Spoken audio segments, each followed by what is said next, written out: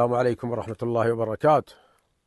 الله يمسيكم بالخير جميعا ويصبحكم بالخير جميعا ويشرح صدوركم جميعا. فيه بعض زملائنا الله يجزاه خير، يعني عمره بعمري أنا دائما يردد: ألا ليت الشباب يعود يوما وأخبره بما فعل المشيب. وصراحة أني صدع راسي في البيت هذا. قضبته قلت: تعال يا أخوي اجلس اجلس، نبي نتحاسب، نبي نحاسب المشيب. وش أعطاك المشيب اللي أنت ما تبيه؟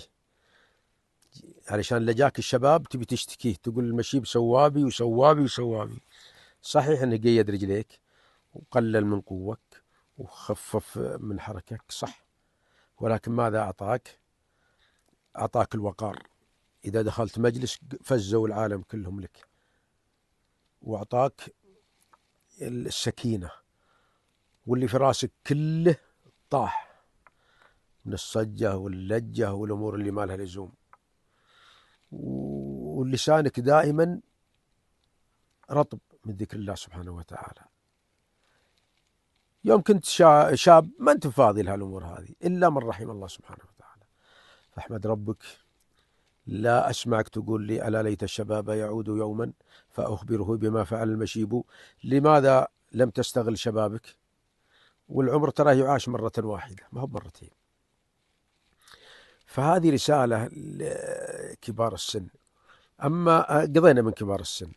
أما الرسالة الأخيرة هذه أرسلها للشباب اللي أعمارهم 14 15 16، اللي في مقتبل العمر.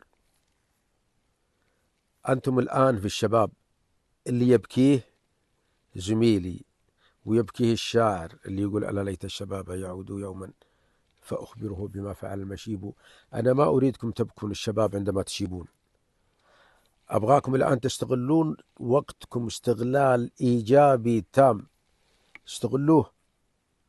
استغلوا ثواني عمركم ودقائقه وساعاته. استغلوا استغلالا تاما. استغلوا في الجانب العبادي الديني، والجانب الصحي الرياضي، والجانب الغذائي، والجانب العلمي والمعرفي، والجانب الصلة، وجانبك مع كتاب الله سبحانه وتعالى، وجميع الجوانب الإيجابية. استغلوه استغلالا تاما حتى إذا بلغت 50 سنة ما تقول: الله المستعان ليت الزمان يعود ونسوي ونسوي ونسوي ونسوي. لا، أنتم في مقتبل العمر، وهذه الرسالة لكم. ولا نسمع ألا ليت الشباب يعود يوما فأخبره بما فعل المشيب. الله يجزاكم خير. أنا من حرصي عليكم يا شباب أرسلتكم الرسالة هذه. أما العويد أمثالنا عاد الله المستعان، اللي راحت عليه هو اللي اشتغل وقته. وجزاكم الله خير، واستغلوا أوقاتكم فيما ينفع. السلام عليكم ورحمة الله وبركاته.